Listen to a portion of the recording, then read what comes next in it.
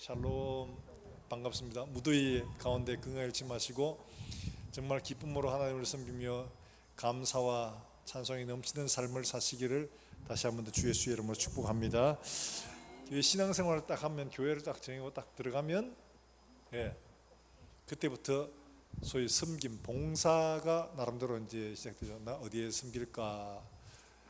뭐 애들 가르치는 데 소질이 있으면 가르치는 쪽으로, 교사로, 노래를 잘하면 찬양대로, 요리를 잘한다 이러면은 주방에 음식을 하는 걸로 다양한 방면으로 하는데, 이런 다양한 방면으로 하시는 일을 하시는데 교회라는 게 참 희한합니다. 일하는 사람이 합니다. 그러다 보니까 한 사람이 교사도 하고 주방에도 섬기고 전도도 하러 가고 기도회도 오고 막 이러다 보니까 좀 지칠 때가 생기죠. 그래서 이제 누구한테 화풀이를 하죠? 목사한테 합니다. 왜 나만 이렇게 시키냐고. 김지사, 이사, 박집사 저 다 컴퍼니 놀러 간다는 것만도 왜 내한테만 이렇게 많이 시키고, 좀 골고루 나눠서 하시오. 골고루 나누고 싶죠.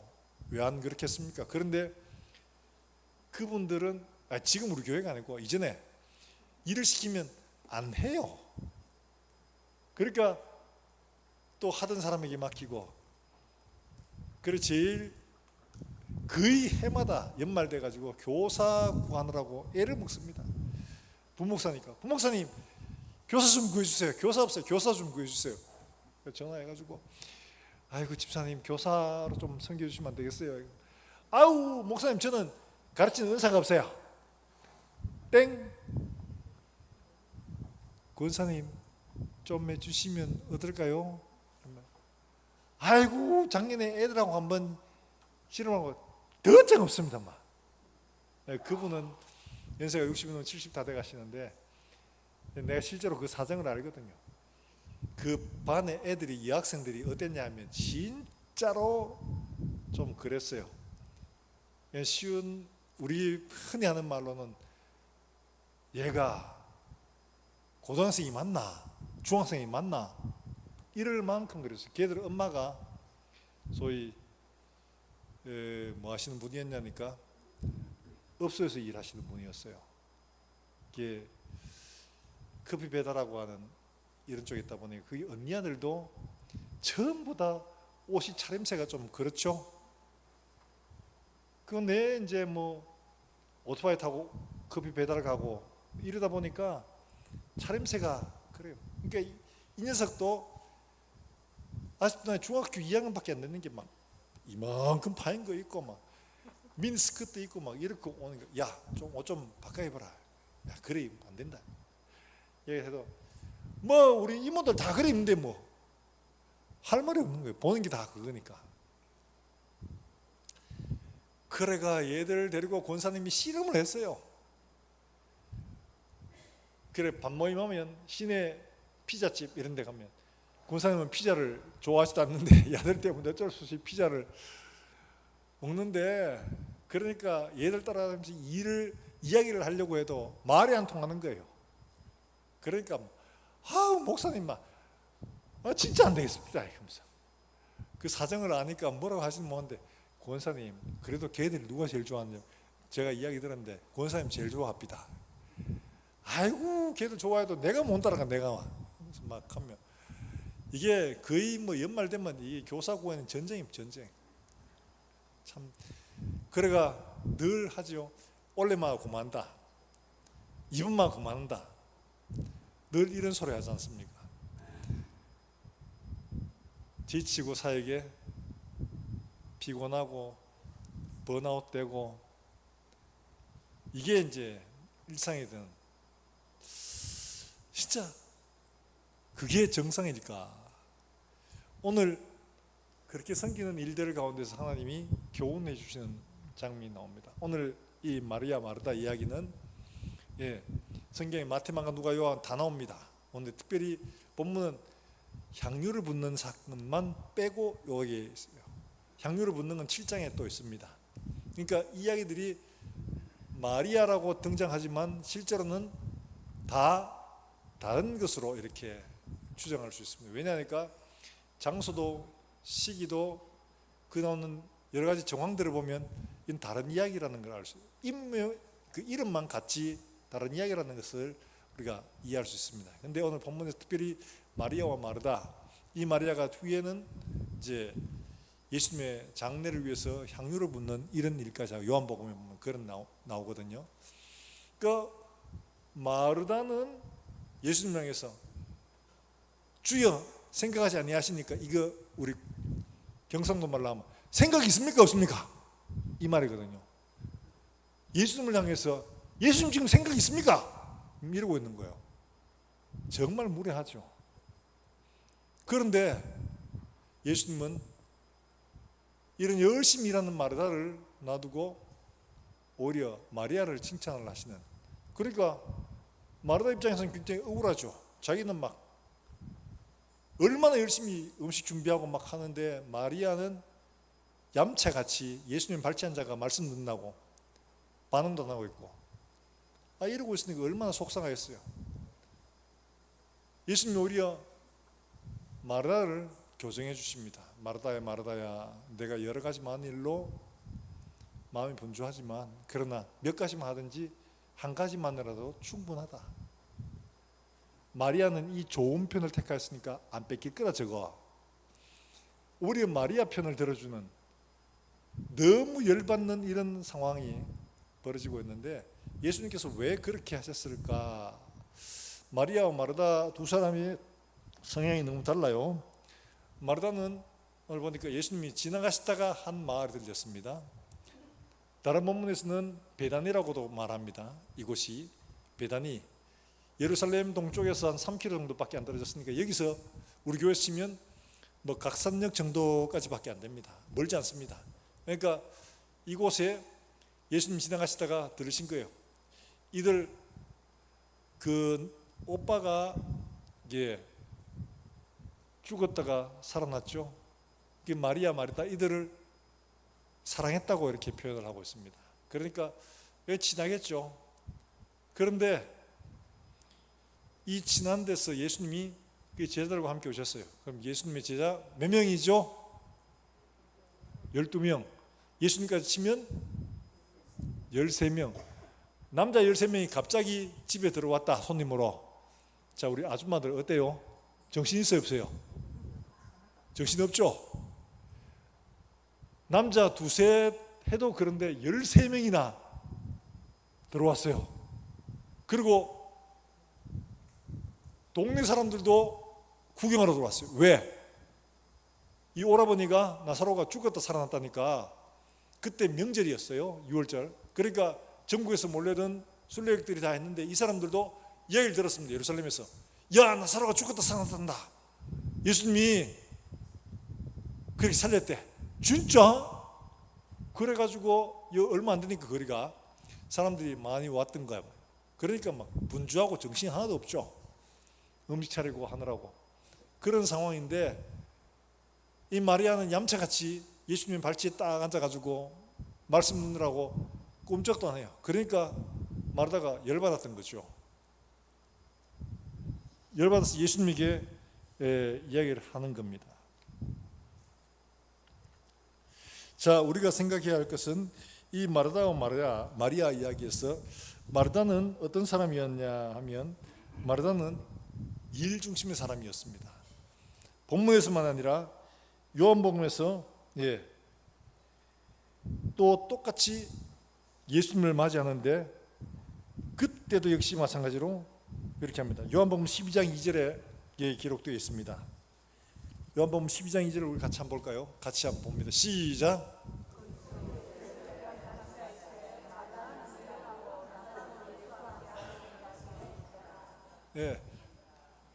요한복음 12장에도 예수님이 저 집에 들리셨는데 저 때도 마리아는 음식 준비하느라 바빴습니다. 그러니까 일하는데 진심인 사람이죠. 폄하하는 게 아닙니다. 어느 게 낫다 이걸 얘기하는 게 아닙니다. 지금 마르다는 일 중심의 사람이었어요. 일 중심의 사람은 가장 중요시하는 게 효율, 효과, 바로 이런 것들이죠. 얼마나 효율적으로, 얼마나 효과적으로, 얼마나 잘 협동해서 일하는, 여기에 초점이 있습니다. 누가 협조 안 하고 효율적으로 일하면 열받습니다. 내 뜻과 생각, 내 계획대로 일이 착착 되어 가야 되는데 이게 안 되면 막 틀어지면 막 뚜껑 막 열리죠. 예, 그렇게 됩니다. 일 중심의 사람 그렇습니다. 근데 마리아는 어떤 사람이냐? 마리아는 관계 중심의 사람으로 보여지는 겁니다. 관계 중심의 사람은 어떠냐? 그런 일들은 제 눈에 안 들어옵니다. 여러분 이런 사람들 있잖아요. 어떤 걸 해도 집에 애들하고 같이 있어보면 그래요. 집이 막 지방이 엉망진창인데 어지러운데 걔들은 그게 전혀 눈에 안 들어와요. 야, 정리해라 하면 정리했는 건데요. 그 정리한 게 아닌데 정리했는 건데 이러는 거예요. 걔들은 그게 안 들어와요. 이게 뭔 말이에요?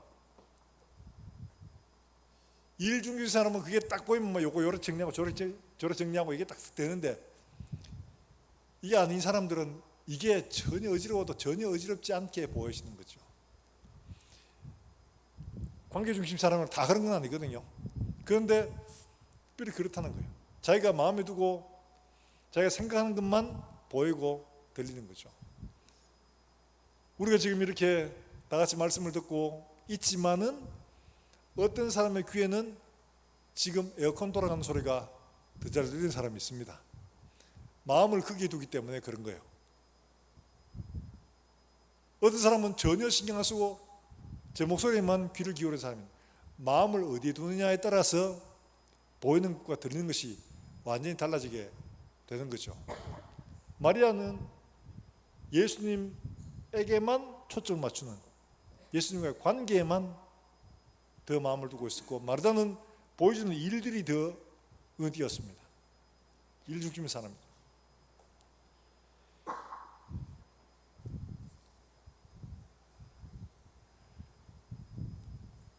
자, 이런데 주님이 마르다에게 말씀하시고 마르다를 교정시켜주고 계시는 거예요. 자, 우리가 주를 섬긴다고 말할 때 때로는 마음속에서 불평이 막 일어나고 원망이 일어나고 막 그럴 때 우리가 이 주님 말씀을 주위에서 새겨 들어야 됩니다. 주님이 원하시는 게 뭐냐? 주님이 원하시는 것은 다른 게 아니고 먼저 듣는 것이라는 거예요. 먼저 들으라는 거예요. 진짜 섬기는 것은 듣는 것에서부터 시작해야 된다는 것을 말씀하고 있는 거예요. 듣지 않고 하면 누구 생각대로 해요? 자기 생각대로 합니다. 내가 생각하는 효율적인 것, 내가 생각하는 옳은 것, 내가 생각하는 좋은 것, 그것 따라갑니다. 들어야지 하나님 말씀이 내게 옳은 게 뭔지, 진짜 가야 할 것이 어딘지, 어떻게 해야 되는지 이게 보이는데, 이게 보이지 않고 들리지 않는 것은 듣지 않기 때문에 그런 겁니다. 들어도 근성으로 듣기 때문에 이게 안 보입니다. 제대로 보고 제대로 들어야지 되는 거죠. 그렇지 않으면 전혀 엉뚱한 방향으로 갈 수밖에 없어요. 듣는 것에서부터 시작하는 거예요. 중동의 교수님이 이런 말씀을 해요. 중동의 문화, 유대 문화로 보면 누가 옳냐? 마르다가 옳습니다. 100번 옳습니다. 마리아가 책망받아야 됩니다. 그런데 예수님은 반대로 하시는 거예요. 인간의 가치관, 인간의 눈으로 봤을 때 하고 하나님 볼 때 하고 차이가 드러난 거죠. 여러분 창세기 18장에 보면 그 아브라함이 이제 그늘에서 쉬고 있을 때 세 사람이 지금 오는 게 보였어요. 깜짝 놀라가지고 막 달려가서 그 사람을 영접하거든요. 영접하는데 어떻게 하느냐? 사라에게 보리세스아 한 30인분 정도 되는 엄청난 양입니다. 진짜 고운 밀가루를 세스아를 가지고 급히 반죽해서 요리하라고 하고, 하인에게 송아지를 가져가서 잡아서 요리하라 합니다. 송아지 한 마리만 해도 한 100명은 먹고 남죠. 그런데 세 사람을 위해서 이거를 잔치를 베푸는 거예요. 당시 중동에서는 손님을 접대하지 않는 가문의 수치입니다. 굉장히 큰 잘못입니다. 무례입니다. 그래서 손님을 잘 접대하는 것이 가문의 영광이고 자기의 얼굴을 진짜 제대로 나타내는 게 되는 거예요. 고대 근동의 유대의 습관으로 본다면 마리아는 정말 아이 나쁜 딸내미, 어떻게 네가 그렇게 하고 있어? 이러면서 혼내야 되는 게 정상입니다. 말하다 야 너 참 잘하고 있다 이렇게 해야 되는데 예수님은 그 반대로 지금 하고 있는 거예요. 전혀 사람의 기준, 사람의 습관들하고는 다르게 먼저 들으라 하는 것을 말하고 있습니다. 자, 39절 말씀에 마리아의 모습이 나오죠. 39절 같이 한번 읽어봅니다. 시작. 그에게 마리아라는 동생이 있어 주의 발치에 앉아 그의 말씀을 듣더니. 어디 앉았어요? 발치에 앉아. 이것도 마리아가 잘못 포지션을 잡은 겁니다. 선생님의 이야기를 들을 때, 가르침을 들을 때 여자는 항상 제일 뒤에, 제자들 뒤에 제일 끝에 가 있어야 됩니다. 근데 지금 마리아가 어디 가 있어요? 예수님의 발치, 선생님 발치에. 이건 누구 자리냐? 수제자의 자리입니다. 그러니까 베드로의 자리라는 거죠. 예수님이 제자들과 함께 이곳에 가서 가르침을 이제 말씀을 하는 중에 베드로가 딱 보니까 마리아가 자기 자리에 가 있어. 그러면 어떤 마음이 들까요? 어떤 마음이 들어요? 우리 교회 분들은 전부 다 점잖아가지고 아무 마음이야. 교회도 다 자기 자리가 있습니다. 저 아무 데나 앉는 것 같아도 항상 그분이 그 자리에 앉습니다. 그 서연교회 그 넓은 자리에도 딱 정해져 있습니다. 쓱 둘러보면 그 자리 비면 그분이 사라진 겁니다. 얼굴 확인 안 해도 됩니다.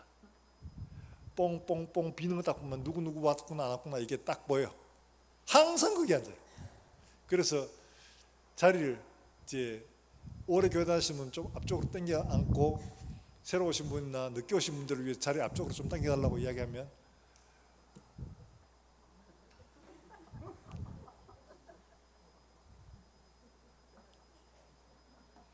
이게 뭔지 알죠? 그죠? 다 해보셨죠? 그죠? 자리 좀 치고가지고 왜? 난 먼저 와 있는데 이거 내 자리라고. 절대 양보 안 합니다. 안 바꿔줍니다. 그러니까 사정을 하고 사정을 해야지 겨우 엉덩이를 들고 일라고 그래. 이 자리는 마리아가 앉는 자리가 아니고 베드로가 앉는 자리고 제자들이 앉는 자리입니다. 근데 그 자리에 떡하니 버티고 앉아가지고 베드로가 보니까 얼마나 이 건방지겠어요.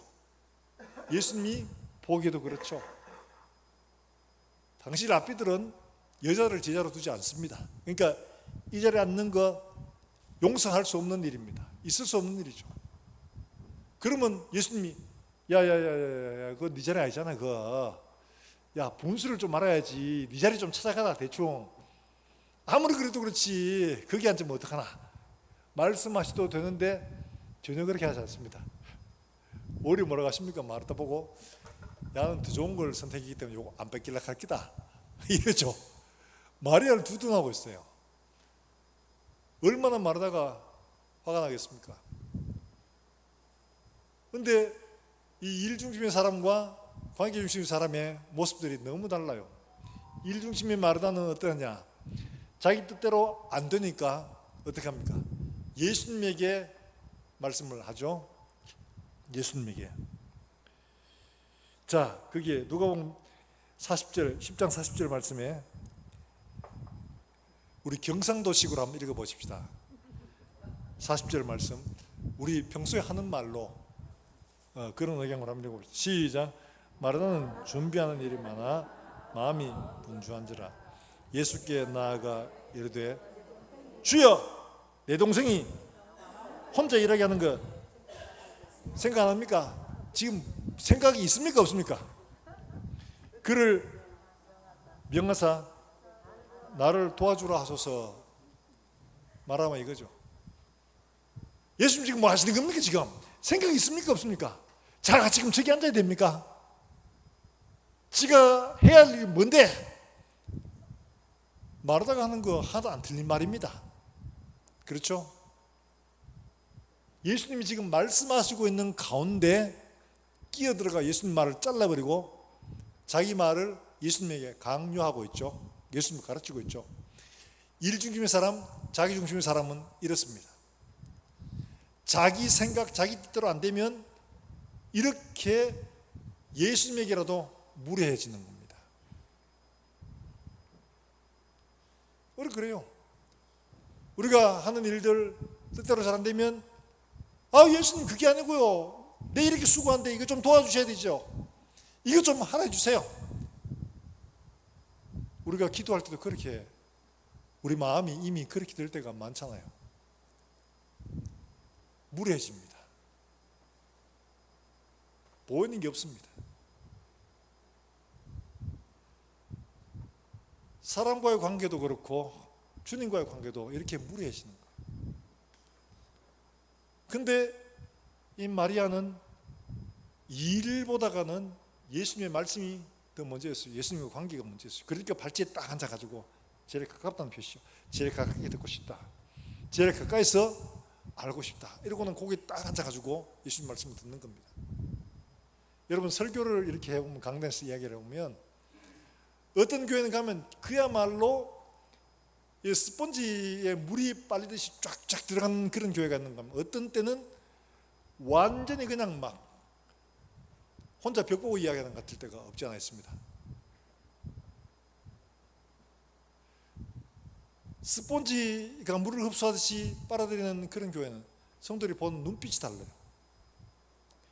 말씀하면 아멘, 아멘 받고 받는 태도가 달라집니다.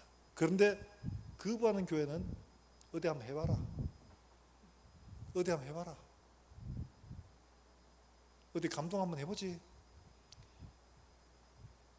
말씀이 들어가질 않아요. 그대로 튕겨 나오는 게 그대로 느껴집니다. 이 마리아는 지금 예수님에게 가까이 가서 그 말씀을 듣기 위해서 마음을 먼저 드리고 있는 거죠. 그 태도에서 나오는 겁니다. 마르다는 태도에서 이미 예수님을 무시하고 예수님 말을 뚝 잘라버리고 자기 뜻을 막 관철하려고 막 왜 이러십니까? 생각이 있습니까? 없습니까? 이러면서 뭐 예수님에게 대들고 있잖아요.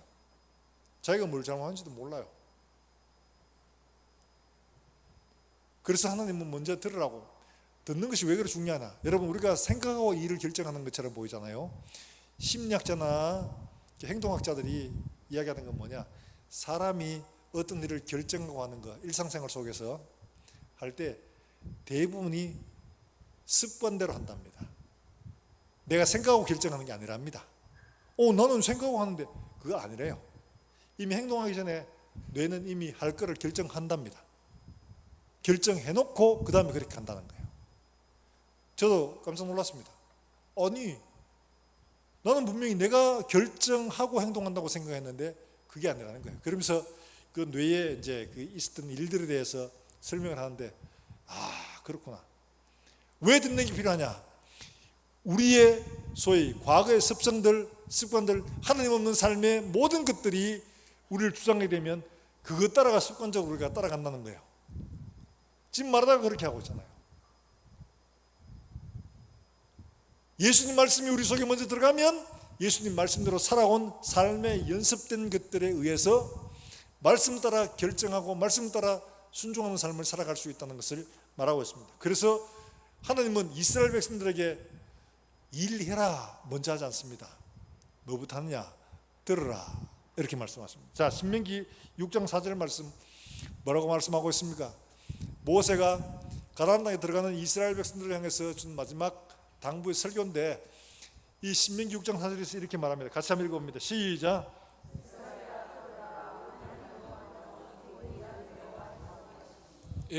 저 말은 모든 것의 기준은 하나님이다. 다른 기준 없다. 다른 거 세우지 마라. 그러니까 하나님 앞에 들으라 이런 말. 샤마 들으라는 거. 그 다음에 신명기 27장 9절과 10절 말씀에도 이런 말씀을 하십니다. 신명기 27장 9절과 10절인데 같이 한번 읽어보겠습니다. 시작.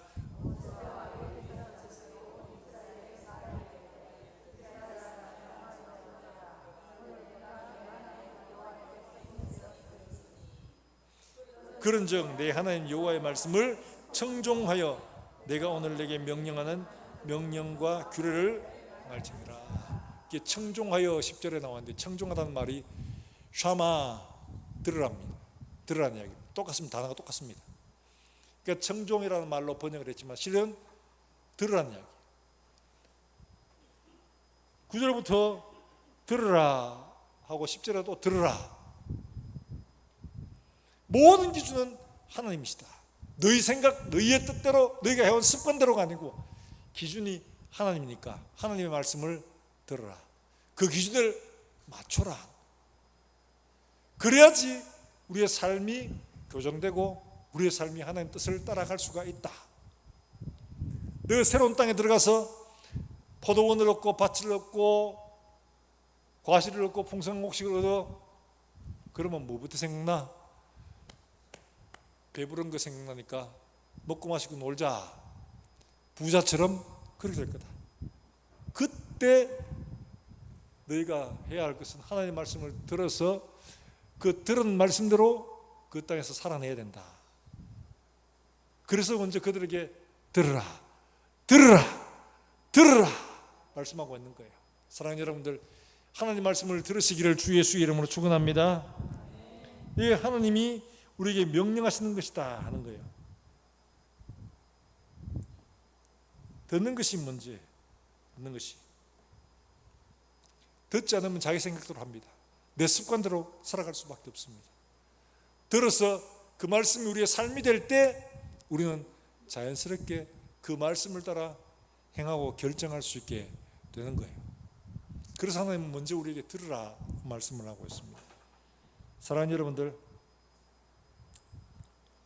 우리가 하나님을 섬긴다 하는데 그 섬기는 것은 뭘부터 해야 되냐? 듣는 것부터 해야 됩니다.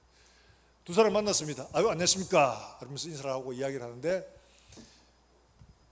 내가 말하는 것이 그 사람이 경청을 하고 있다면 기분 좋게 대화가 이루어질 겁니다. 그러나 그 사람이 거부하면 어떻게 돼요? 말하기 싫죠? 무시당하죠. 예배 자리는 뭡니까? 하나님 섬긴다는 건데, 이 섬기는 자리는 하나님을 듣는 겁니다. 하나님 말씀을, 하나님 뜻을 분별하는 자리입니다. 예배는 듣는 것이고, 하나님 말씀을 통해 우리의 삶을 교정해 나가기 위해서 하나님께 주시는 것들이 무엇인가를 살피는 것이, 그게 바로 섬기는 겁니다. 섬기는 게 흥금하는 게 섬기는 게 아닙니다. 하나님이 돈이 없어서 여러분에게 돈을 요구하는 게 아니거든요. 섬기는 것은 하나님 말씀을 듣는 것에서 시작하는 겁니다. 그러므로 이 듣는 태도가 먼저 결정을 하죠. 늦게 흘려볼 때 와가지고 요금 내고 반쯤 잡을다가 그러고 갔다. 예배 안 드렸다. 그 하나님하고 아무 상관이 없습니다. 예배 시간에 일찍 와서 말씀을 찾고 하나님 앞에 듣는 마음을 달라고 기도하고, 말씀을 들을 때 그 말씀이 나 자신과 비교해보고 정말 내가 고쳐야 될 거 하나님 앞에 회개하고 내 삶을 교정하고 그렇게 따라 순종하는, 바로 이것이 섬기는 겁니다.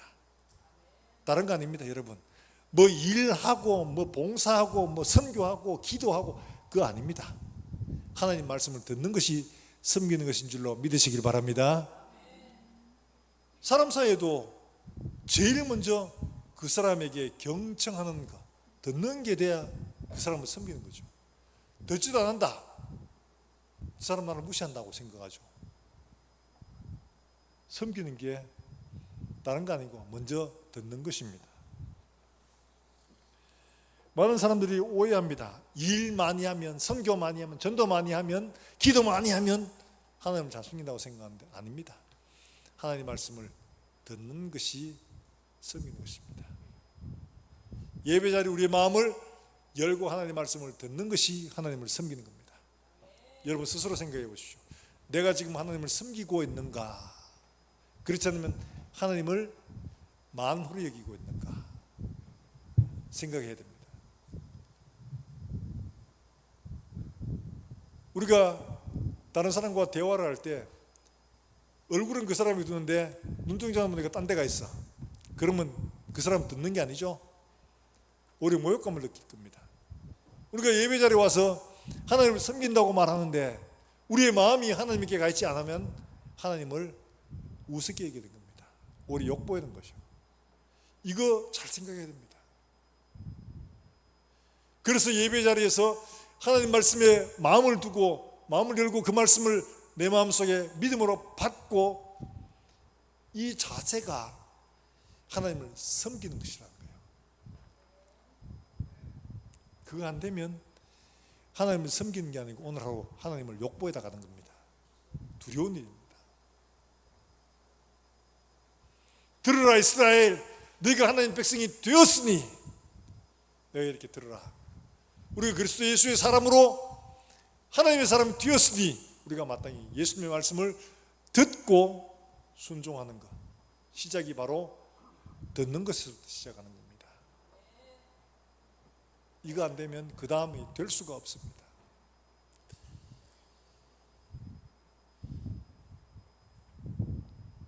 자, 잘 들은 사람, 마리아가 후에 6월절 엿새 전에 어떻게 하느냐? 베다니에서 예수님에게 향유를 부어요. 이게 마태, 마가, 누가, 요한복음 다 있습니다. 예수님께서 마르다와 마리아에게 혹은 마리아가 향유를 붓는 사건 다 했는데 이 상황들이 다 틀리고 해서 다 각자의 다른 이야기라고 여러분 이해하시면 되겠습니다. 요한복음에 나오는 12장에 나오는 이 붓는 거, 그에 대해서 예수님이 뭐라고 하시냐? 이 향유를 붓는데 향유가 얼마 되냐? 순진한 나드 한 근이라고 말하고 있죠. 나드는 인도산입니다. 인도산. 꽤 먼 거리에서 수입을 했기 때문에 굉장히 당연히 비싸겠죠. 비싼 겁니다. 한 근이 얼마냐? 어느 정도냐? 여러분 쉽게 그냥 그 우유팩 알죠? 우유팩. 300ml짜리 우유팩. 그거 하나가 한 근이라고 보시면 됩니다. 우유팩에 그 나드 하나입니다. 한 근입니다. 근데 이게 얼마냐? 가룟 유다가 막무락하죠. 그 왜 쓸데없이 가난한 자들에게 주지 않고 팔아가서 했냐? 그때 300데나리온에 팔아서 이렇게 말합니다. 300데나리온이 얼마냐? 지금으로 말하면 노동자가 하루 일하고 받는 품삯이 한 데나리온입니다. 그 300데나리온이면 얼마쯤 되겠어요? 그렇죠. 1년치 연봉입니다. 연봉. 요만한 하나가 1년치 연봉. 굉장히 비싼 겁니다. 근데 이 병도 굉장히 고급스러운 비싼 겁니다. 근데 이걸 어떻게 통째로 깨뜨려 가지고 예수님께 부어드립니다. 마태, 마가, 누가, 요한에 있는데 마태, 마가복음에 나오는 건 머리에 부었다고 이렇게 기록되어 있고 여기는 발에 부었다고 나오는데 마태복음에서는 왜 그렇게 표현했냐? 마태복음에서는 이 기름 붓는 거는 누구한테 붓냐 하니까 이거는 왕의 대관식 모습이에요. 이게 다윗이 왕으로 기름 부음 받았다고 말하잖아요. 왕으로 삼아 기름 부어 왕으로 삼았다. 기름 붓는 건 대관식입니다. 예수님이 메시아로 우리 왕으로 이제 오셨다. 이걸 표현하는 것이고 지금 누가복음에 나오는 이야기는 발에 부었다고 나와요. 머리하고 발하고 너무 먼데 그렇죠. 왜 발에 부었다고 말하냐? 이 발에 부은 것은 예수님이 이제 6월절을 지나면 죽으시기 때문에 그의 죽음을 위하여 부어드리는 것이다. 그래서 예수님도 그 뜻을 알고 그렇게 말씀하십니다. 뭐라고 말씀하시느냐? 요한복음 12장 7절을 말씀해서 예수님이 직접 이렇게 말씀하셨어요. 뭐라고 하셨느냐? 요한복음 12장 7절 말씀.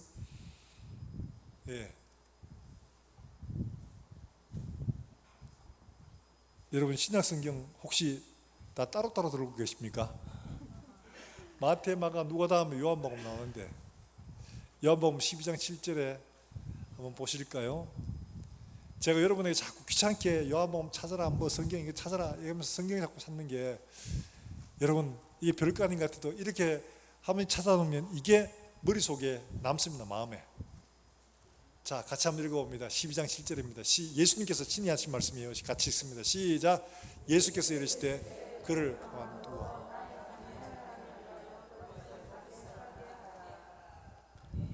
발에 부었는데 예수님께서 뭐라고 하셨습니까? 뭐를 위해서? 나의 장래를 위해서. 이렇게 말합니다. 발에 붙는 건 이제 예수님께서 이제 곧 십자가를 지고 가시는 것이다.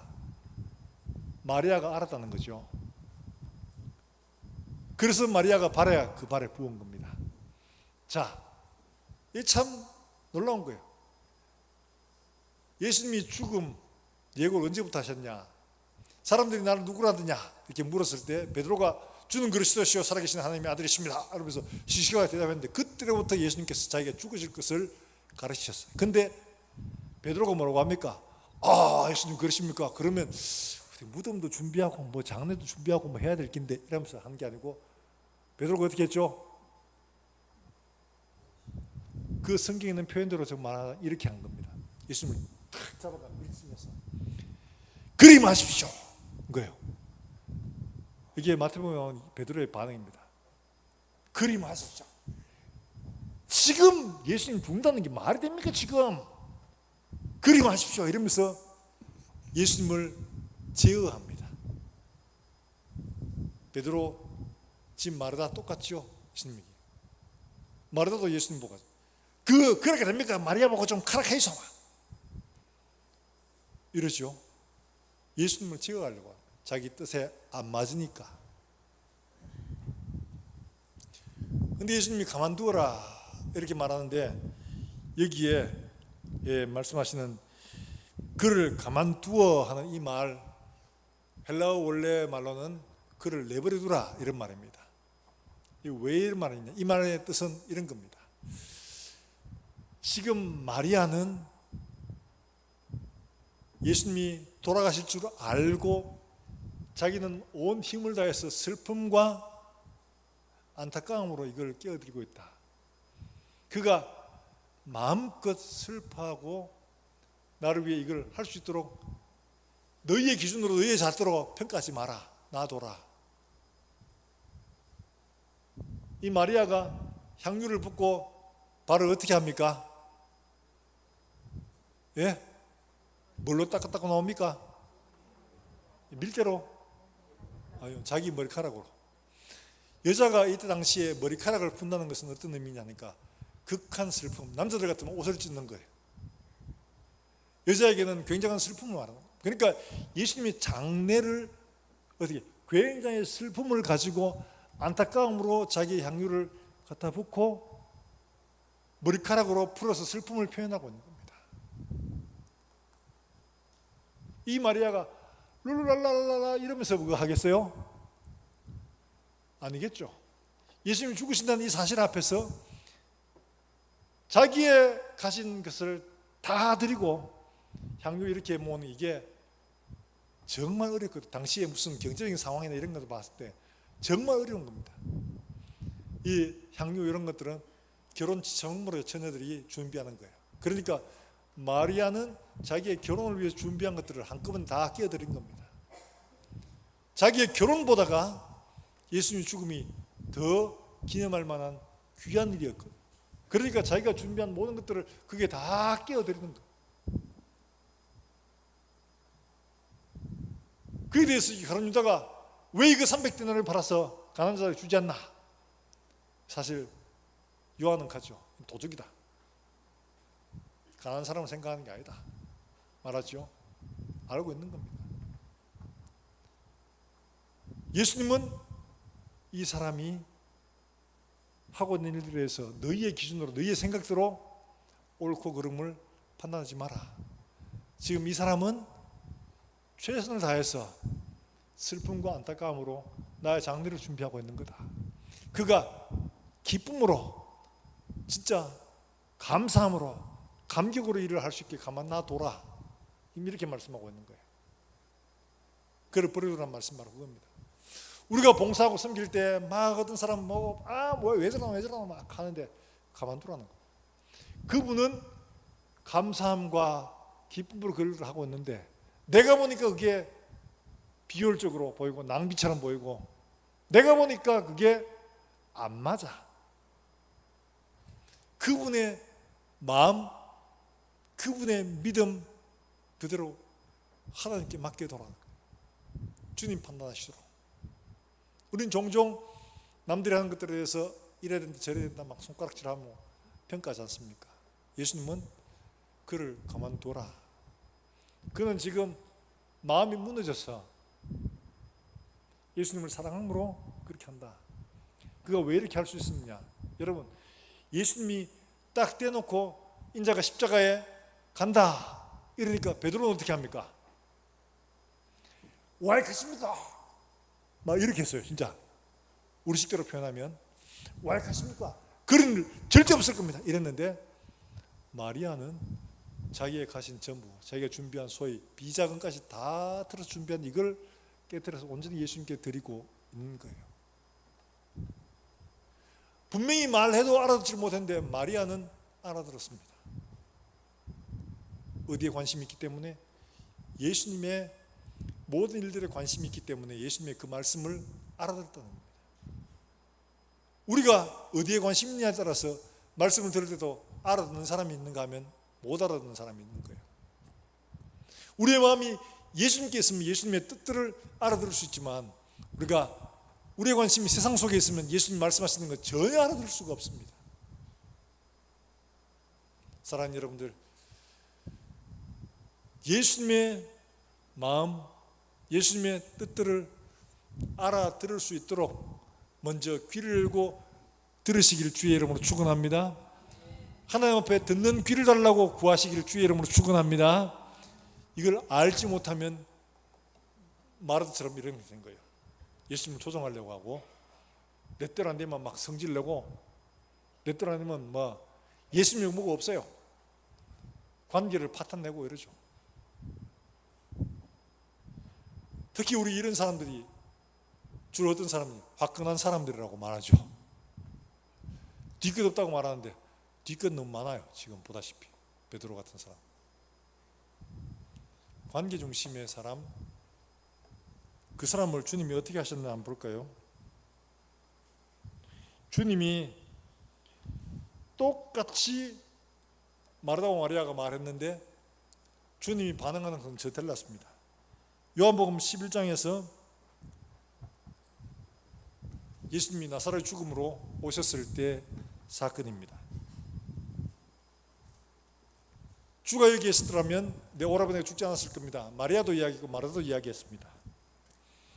그런데 마르다에게 예수님께서 뭐라고 말씀하셨냐? 돌을 옮겨 놓아라 말씀했는데, 마르다가 뭐라고 하는지 한번 볼까요? 요한복음 11장 39절 말씀에 마르다가 이렇게 말합니다.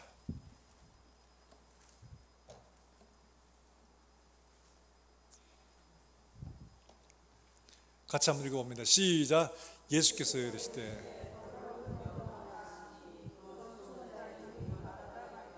주여 죽은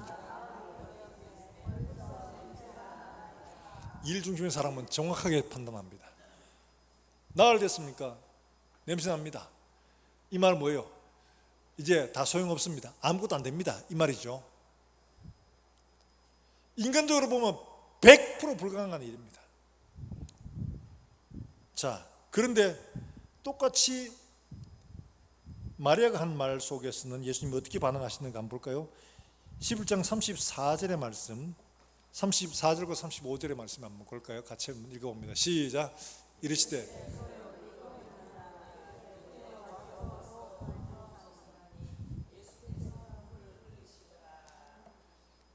와서 보십시오 이랬는데 예수님이 어떻게 하셨어요? 야, 냄새나 벌써 나흘인데 말씀하지 않았습니다. 예수님의 마음을 알고 있는 마리아는 예수님에게 마음의 위로를 받는 겁니다. 예수님께서 그의 마음을 만져주시는 거예요. 그와 함께 같이 울어주는 겁니다. 바로 이게 너무 큰 차이죠. 예수님이 마음을 나눠주시고 함께 하시는 사람과 안 됩니다, 나 냄새납니다, 끝났습니다, 이런 사람하고 너무 큰 차이로 드러나고 있죠. 우리는 일을 하면서 봉사를 하면서 생각해야 될 것이 있습니다. 우리의 열정, 우리의 사고방식, 이것은 하나님의 말씀으로 교정되어야 한다는 거예요. 우리 마음에 하나님의 말씀이 있고 말씀이 우리를 주장하면 마리아처럼 주의 뜻을 순종하고, 똑같이 어려운 상황, 불가능한 상황 속에서 우리는 마음의 위로를 받을 수가 있지만, 이를 따라가는 사람은 예수님에게 이렇게 위로를 받지 못하는 것을 보게 됩니다. 사랑하는 여러분들, 주님이 진정 원하시는 게 뭐냐? 자, 여러분 시편 말씀 한번 볼까요? 시편 60편 30절과 31절.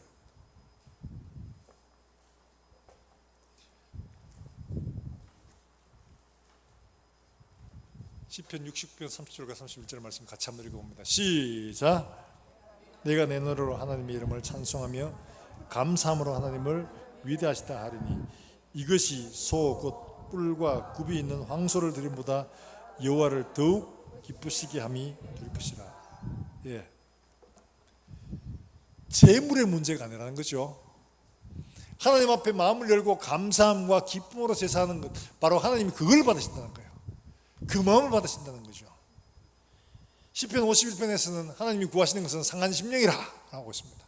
상한 심령, 하나님이 그 상한 심령을 받으시는 것이지 황소를 드린다고 하나님 받으시는 게 아니라는 거예요. 우리는 재물에 관심이 많은데 하나님은 우리의 마음에 관심이 있다는 거예요. 우리 중심으로 하나님 앞에 나와 감사하고 찬송하는 사람에게 하나님께서 그의 구원을 보이신다. 이게 훨씬 더 기쁘시게 한다. 주님 말씀하시죠. 내가 줄여도 너희에게 손 내미지 않을 거다. 영원 천지 있는 게 다 내 건데 내가 너희한테 뭘 달라고 하겠냐 물으시죠. 그래요. 주님은 물질 일이 아니라 우리의 마음을 원하십니다. 주님과의 깊은 유대, 주님을 기뻐하고 감사하고 즐거워하는 이 마음을 하나님 원하시는 겁니다. 주의 교회를 섬기면서 행여라도 내가 섬기는 일들에 기쁨이 빠졌다, 분노가 일어난다, 즉시 멈추고 점검해 봐야 됩니다. 내가 아무리 열심히 일하고 모든 재산을 다 갖다 바쳐도 주님께 아무런 기쁨이 되지 못한다면 그게 무슨 소용이 있습니까? 하나님이 기뻐하시는 삶이 될 수도 내 마음을 드리고 내 중심을 드릴 때 하나님은 기뻐하시는 거죠. 사랑하는 여러분들, 우리가 하나님을 섬길 때 이같이 반드시 늘 점검해야 될 게 내 중심을 드리고 있는가, 예배자로 오면서 내가 하나님을 섬기고 있는가, 하나님을 농락하고 있는가를 판단하십시오. 마음 없이 앉아있으면 하나님을 만홀히 여기는 모양새가 됩니다. 내 마음을 드리고 내 중심을 드릴 때 진짜 그게 섬김이 되는 겁니다. 그것 빠지면 섬김이 아니라 우리가 하나님 앞에 설 때까지 정말 하나님 앞에 이렇게 하나님을 기쁘시게 하는 섬김을 드리다가 주님 앞에 기쁨으로 서는 우리 모든 성도들이 되시기를 주 예수의 이름으로 축원합니다. 축원합니다. 우리 함께 찬송하고 기도하겠습니다.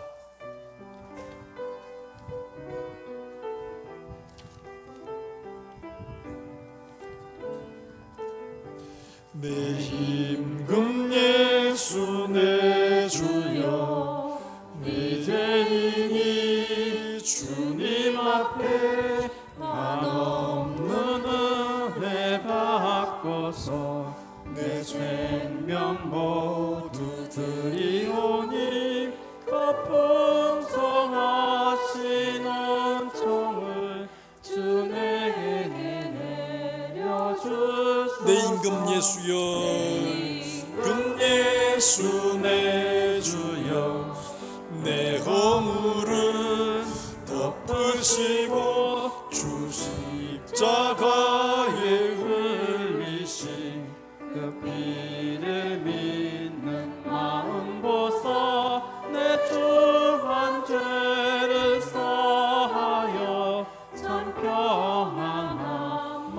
내 임금 예수여, 내 임금 예수, 내 주 이 마음과 이천한 몸, 이 마음과 이천한 몸 그 보배 피로 값주고 주 친히 사신 것이오니 나 이제 사나 죽으나 주 뜻만 따라 살리라. 아멘. 저는 이 찬송을 부를 때마다 한 목사님이 생각나요. 그분은 은퇴하실 때가 다 됐는데 주일날 찬송을 하는데 이 찬송을 본인이 특송같이 하시는 거예요.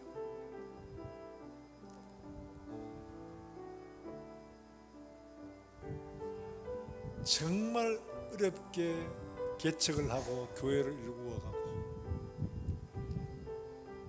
정말 생활비도 안 주는 그런 교회에서 사남매를 키우면서 고생 말로도 못했는데 이 찬송을 부르는데 제가 그 사정을 다 아니까 이 찬송과 가사가 그저 가사가 아니고 신앙 고백인 거예요.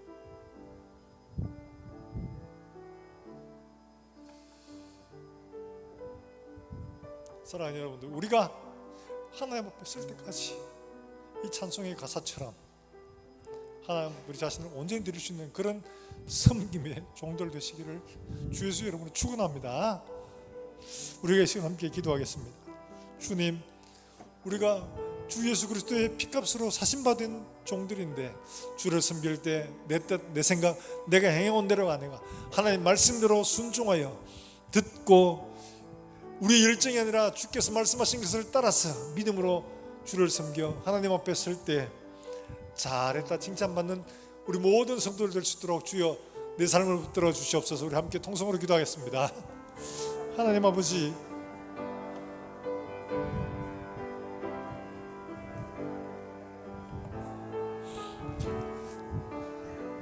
우리의 삶을 하나님 앞에 드리며 하나님의 은혜를 다시 한 번 더 깊이 돌아보고 주께서 나를 위해 하신 그 모든 일들을 감사함으로 우리가 받고 믿음으로 순종하여 하나님을 영화롭게 하며 우리의 삶의 열매를 하나님 앞에 기쁘게 드릴 수 있는 우리의 삶이 될 수 있도록 주께서 간섭하시고 말씀하시고 종들로 하여금 듣게 해주시기를 원합니다. 마음을 열어주고 귀를 열어주셔서 그 말씀 우리의 심기 깊이 새겨지게 하시고 달리가면서라도 그 말씀을 순종하여 하나님 앞에 아름다운 열매를 맺어드리는 종들의 삶이 될 수 있도록 주께서 인도해 주시기를 간절히 원합니다.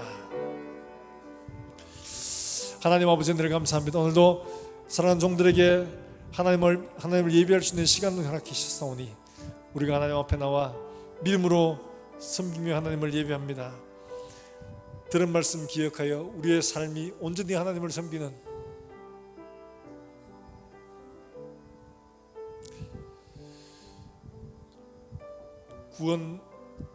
구원의 그 은혜를 잊지 않고 참으로 감사함으로 우리의 일생을 하나님 앞에 드리는 믿음의 삶을 살아낼 수 있도록 주님 은혜를 베풀어 주시옵소서. 오늘도 주 앞에 나오면서 귀한 예물 드리는 사랑하는 종들의 손길을 주님 기억하시고 이들의 가정과 일터가 보게 되어 하시며 이들의 행하는 길들마다 하나님 나누어주고 베풀어주는 풍성한 손길 되게 주님 축복하시고 하나님 아버지 주님 오실 그날까지 구워줄지언정 끌어가지 않게 하시며 베풀어줄지언정 하나님 도움을 받는 사람이 되지 않도록 주께서 도우시고 행하는 모든 길에서 여호와께서 친히 함께 하심으로 능력과 은혜의 삶을 살아낼 수 있도록 주께서 축복해 주시고 우리가 주를 섬김의 그 섬김이 주님을 기쁘시게 하며 주님이 칭찬받는 삶이 될 수 있도록 주께서 축복해 주시옵소서. 우리 가운데 질고로 고통받는 많은 사람들이 있습니다. 주께서 기억하시고 함께 기도할 때 약속하신 말씀처럼 일으켜 주시기를 간절히 원합니다. 오늘도 주 예수의 말씀을 믿음으로 받고 자라가는 우리 아이들 기억하시고 장차 주의 나라와 우리 교회를 위하여 기둥같이 쓰이는 일꾼들로 자라갈 수 있도록 주님 축복해 주시고 오늘도 멀리서 주 예수의 복음을 전하는 사랑하는 선교사들과 그들의 사역에 하나님 함께 하시며 그들의 수고로 오늘도 생명의 놀라운 역사들이 일어날 수 있도록 주님 축복해 주시옵소서. 또한 오늘 걸어가는 우리 모든 권속들의 모든 걸음들마다 주님께서 친히 동행하시고 친히 인도하여 주시옵소서. 살아계신 예수님의 이름으로 기도하옵나이다. 아멘.